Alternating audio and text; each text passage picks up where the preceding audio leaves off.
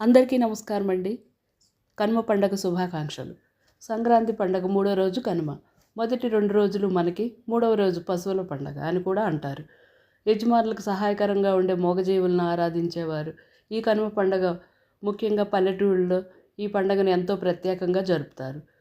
కనుమ నాడు కాకి అయినా మునక వేస్తుందనే సామెత మనందరికీ తెలిసే ఉంటుంది. దీని అర్థం కనుమ నాడు ఖచ్చితంగా తలస్నానం చేసి కొత్త బట్టలు కట్టుకోవాలి.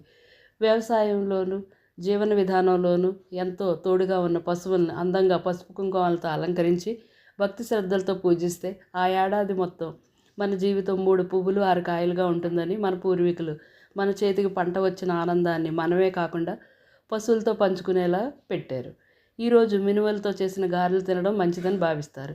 పచ్చని తోరణాలతో ఇంటిని అలంకరించి పక్షుల కోసం ధాన్యపు కంకుల్ని ఇంటికి కడతారు. ఇంటి ముందు రథం ముగ్గు వేసి పెద్ద పండగకు వీడ్కోలు చెప్తారు.